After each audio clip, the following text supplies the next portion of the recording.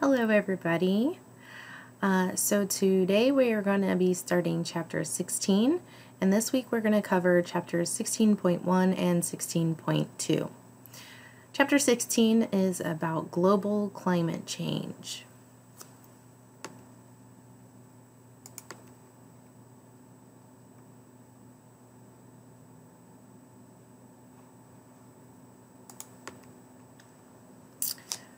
We're going to start out on page 282 by completing our chapter 16.1 vocabulary, where we are going to write our definitions for the greenhouse effect, a natural process in which certain gases in the atmosphere keep heat near the earth and prevent it from radiating into space.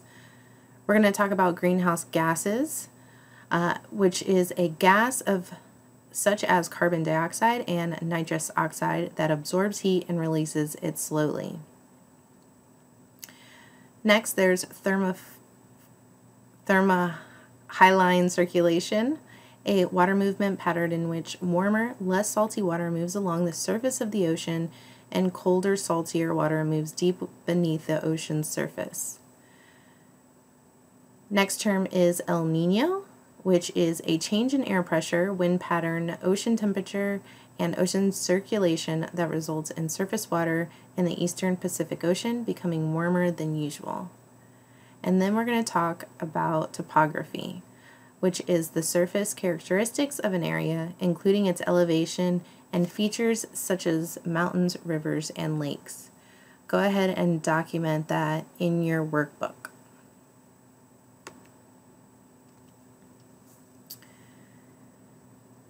Our guiding question for chapter 16.1 is what factors determine Earth's climate? So the knowledge and the skills that we're going to develop and learn throughout this section is we're going to be able to describe factors that affect how the sun warms the Earth. We're going to discuss the role of wind patterns in determining the climate. We're going to be able to explain how the oceans affect climate. And lastly, we're going to describe how climate is affected by topography, volcanoes, regional vegetation, and periodic changes in Earth's orbit. Before we jump into the chapter reading, we're going to look at the central case study, which is rising seas may flood the Maldives Islands. When the water rises, where will people go? Picture yourself on an island where your family has lived for many generations, earning a living by fishing in the surrounding seas. One summer, you notice that the tides are surging higher into the beach than ever before. At first, you think, no big deal. But as the years pass, the ocean water rises higher and higher. During storms, seawater floods some neighborhoods. Eventually, your whole way of life is threatened.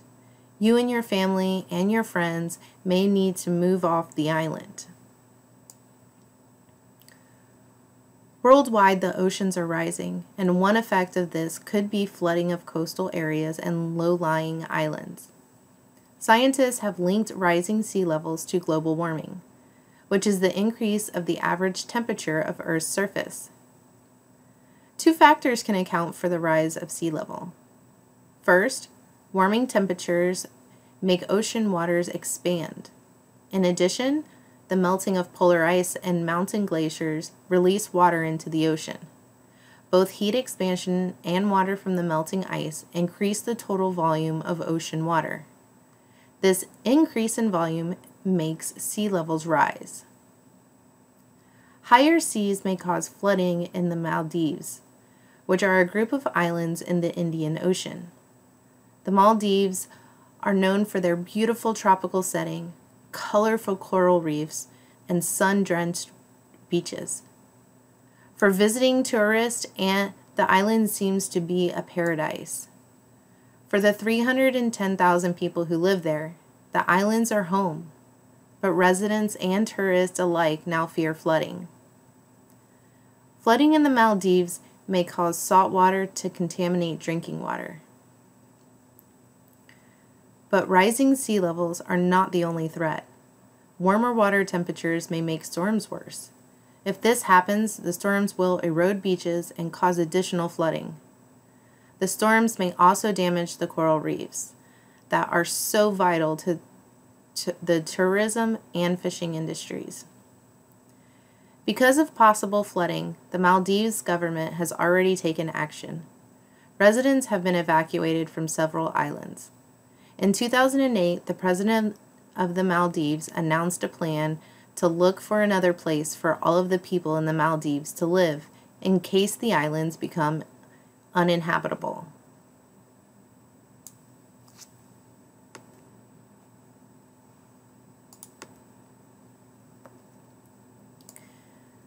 No one can be certain of what will happen in the future. It is hard to predict the amount of sea level rise and what the impact will be. Most climate scientists, however, predict that the Maldives will eventually become uninhabitable because of flooding. Maldives islanders are not the only people who are concerned about rising sea levels. Other island nations, such as the Seychelles, which are off the east coast of Africa, also fear that someday they may need to protect themselves from high waters. Mainland coastal areas of the United States, such as the hurricane-battered coast of Florida, Louisiana, Texas, and the Carolinas, will face similar challenges. Islanders and people who live in coastal areas are not the only ones who will be affected by climate change in one way or another. Global climate change will affect all of us for the rest of our lives.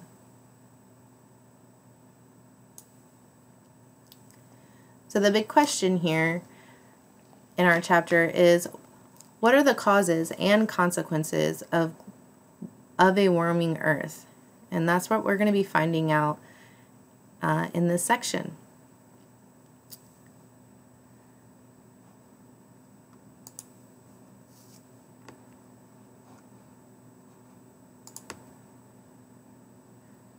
So just so we can get a better idea of where the Maldive Islands are, I've inserted an image of the globe so you can see that they are indeed off in the Indian Ocean, which is located in between Africa and Australia.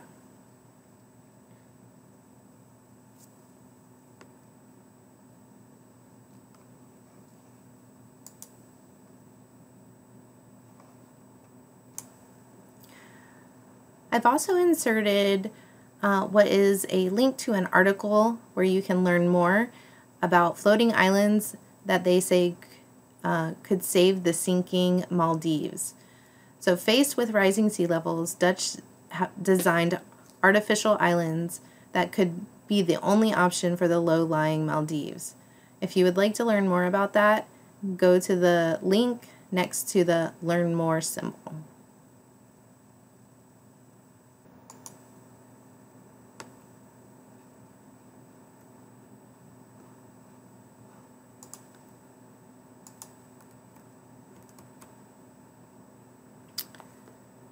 So to summarize our central case, we see that sea levels are rising worldwide, that scientists link this to global climate change, and that global climate change threatens the Maldives, a group of islands in the Indian Ocean with flooding, severe storms, erosion, and saltwater contamination. I'd like you to go ahead and watch the link below to learn more about the challenges people are facing in the Maldives.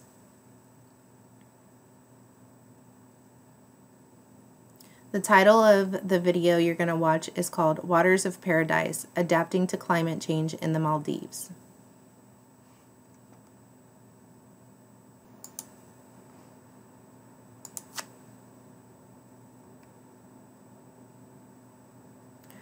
Go ahead and stop here, and for classwork participation, I'd like you to answer questions in your workbook on page 303, number 1 through 5, as we continue discussing Chapter 16.1.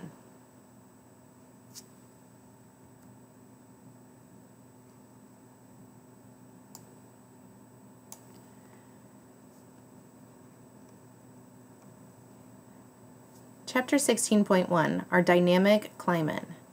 Without greenhouse gases, Earth would be too cold to support life. And that's because of what we just discussed in our definitions, that greenhouse gases serve to trap some of the heat and keep warmth on the surface of the Earth.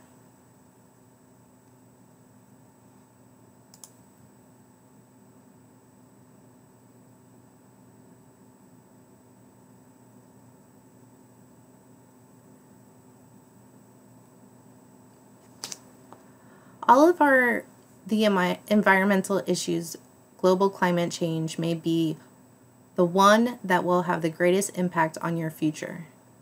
Recall that while weather refers to the daily changes in temperature, precipitation, air pressure, and so forth, climate is an area's average weather condition over a long period of time. To understand why Earth's climate is changing, you first need to know what determines climate. 3 factors have more influence on Earth's climate than all of the others combined. That's the sun, global wind patterns, and the oceans.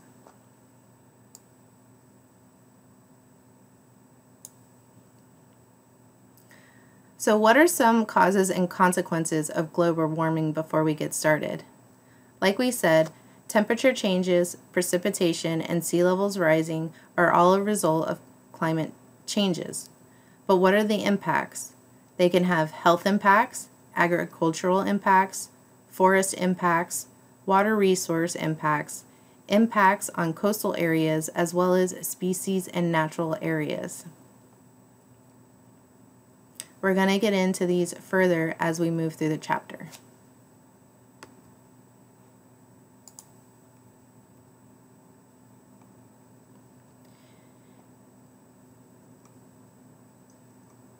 Energy from the sun. The sun is the source of the energy that determines weather and climate on Earth. Energy from the sun is transferred to Earth by means of radiation. About 33% of this incoming radiation is reflected back into space when it strikes either land, water, or clouds. This reflected radiation is lost to space and does not contribute to the heating of Earth. The rest of the incoming solar radiation is not reflected. This radiation may be absorbed by Earth and the atmosphere and converted to heat. The greenhouse effect in the atmosphere. If Earth did not have an atmosphere, most of the energy from the sun would be reflected back into space. The greenhouse effect is a natural process in which certain gases in the atmosphere keep heat near Earth and prevent it from radiating into space. The gases that do this are called greenhouse gases. The major greenhouse gases are water vapor and carbon dioxide. Other greenhouse gases include tropospheric ozone, nitrous oxide, and methane. The term greenhouse effect is a bit misleading. Greenhouses used for plants hold heat in place by preventing sun or warm air from escaping it. In contrast, greenhouse gas molecules in the atmosphere do not trap air or anything else. Instead, they absorb heat and then release it slowly.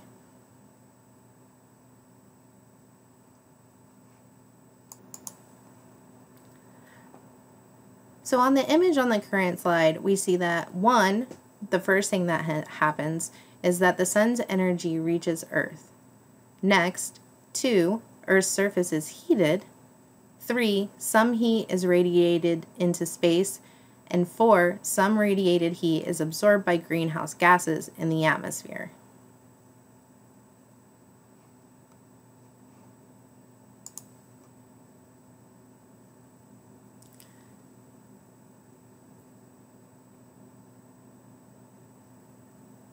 So as we just discussed, the difference between greenhouse gases and what a greenhouse is quite different.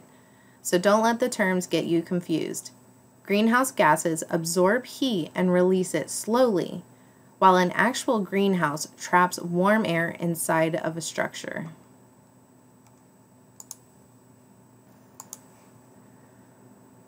Let's talk a little bit about sunlight and heat before we move on.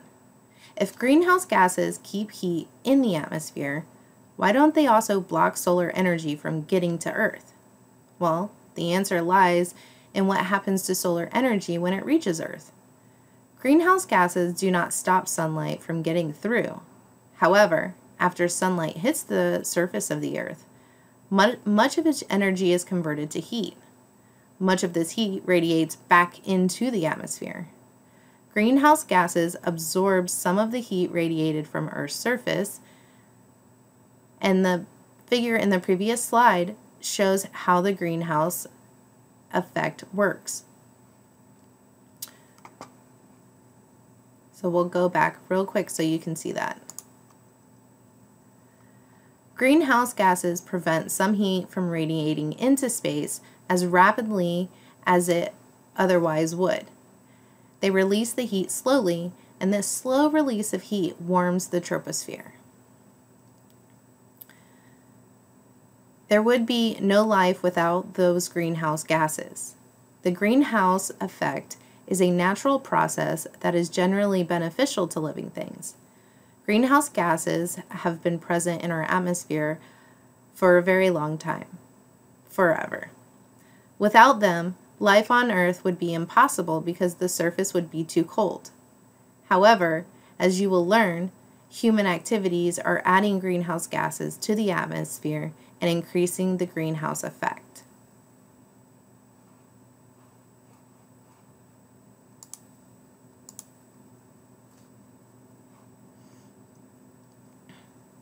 Now we're going to talk about the effect of latitude. Latitude has a significant effect on climate. Well, what is latitude?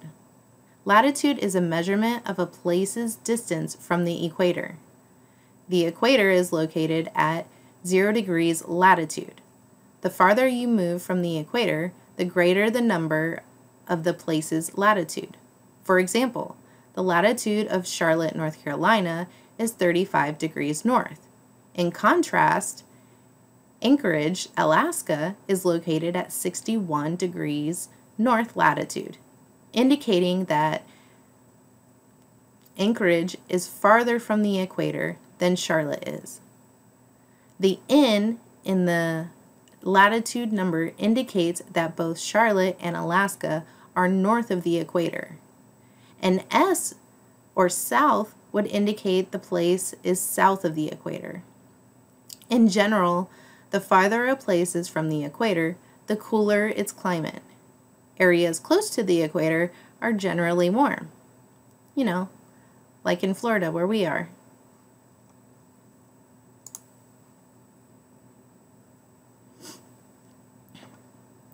Well, because of this, and some factors we're going to talk about, there's actually unequal heating on the Earth. The relationship between climate and latitude happens because the sun's radiation strikes regions of the Earth at different angles. The difference in angles causes unequal heating on the Earth. You can see this in the figure in the slide. Notice that there are 3 general climate regions: a tropical region, a temperate region, and a polar region. The tropics and the poles. Tropical areas are generally hot. That is because all year long, the sun's rays hit the equator most directly compared to other parts of the Earth. Because of the angle at which the rays strike the polar areas, the energy that polar regions receive is spread out over a larger area than the energy received by regions near the equator. Therefore, polar regions are generally colder than other areas. The temperate climate zones. They are regions between the poles and the equator, and those are considered temperate climate zones. Temperate zones generally have climates that are cool during some parts of the year and warm during others.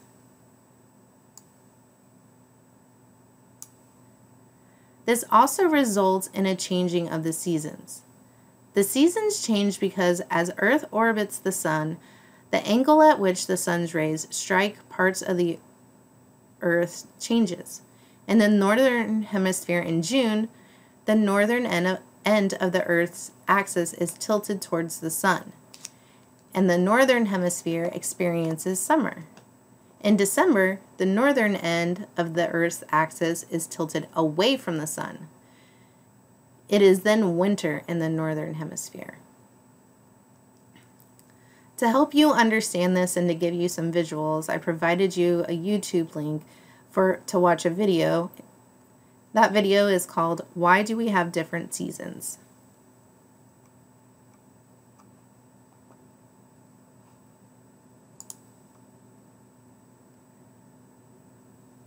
Once you are done, I'd like you to stop and complete classwork in your workbook and answer questions on page 284, number 1 through 6.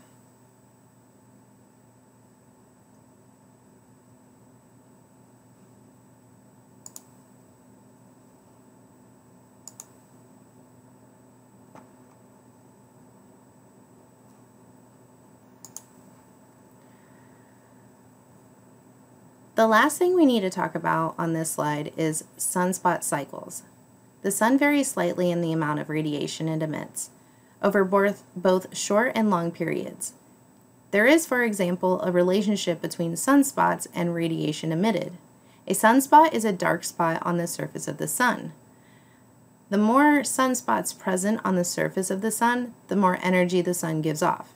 The number of sunspots rises and falls in cycles that last about 11 years.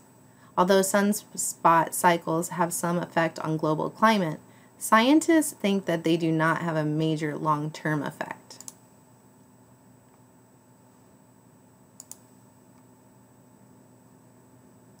Alright guys, go ahead and stop here, and if you haven't already, answer workbook questions, page 284, number 1 through 6.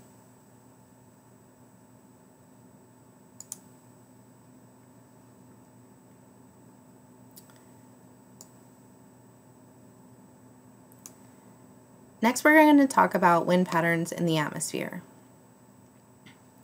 Recall that if air becomes warm, it usually rises. In contrast, if air becomes cool, it sinks. Rising warm air and sinking cool air form convection currents. Convection currents that result from unequal heating produce air currents and/or winds. Winds transport both heat and moisture, affecting both temperature and precipitation in the regions they pass over.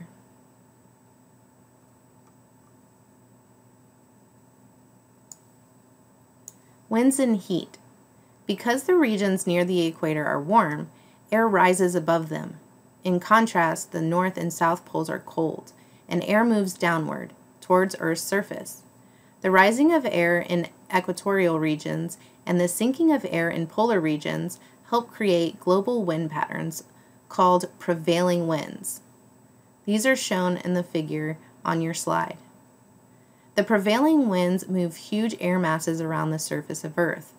Warm air moves away from the equator and towards the poles, and cold air moves in the opposite direction. Winds and moisture. Moisture in the atmosphere occurs in the form of water vapor, which is water in the form of gas. In the water cycle, water vapor enters the atmosphere through evaporation from Earth's surface from lakes, oceans, and even soil. Plants also release water vapor into the atmosphere. In general, warm air can carry more water vapor than cooler air can. When warm, moist air is cooled, the water vapor condenses to form clouds. Rain, snow, and other forms of precipitation may then fall from the clouds. Winds move moisture from one location to another.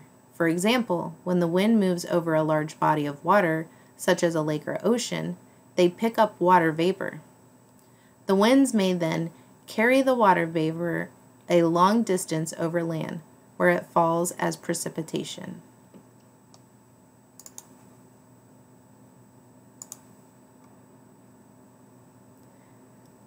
Looking at this figure closely, we can see the prevailing winds. Global wind currents show patterns related to latitude. Trade winds between the equator and 30 degrees latitude blow westward, whereas westerlies between 30 degrees and 60 degrees latitude blow eastward. Because of the Earth's rotation, in general, winds blow from east to west near the equator and from west to east over temperate zones.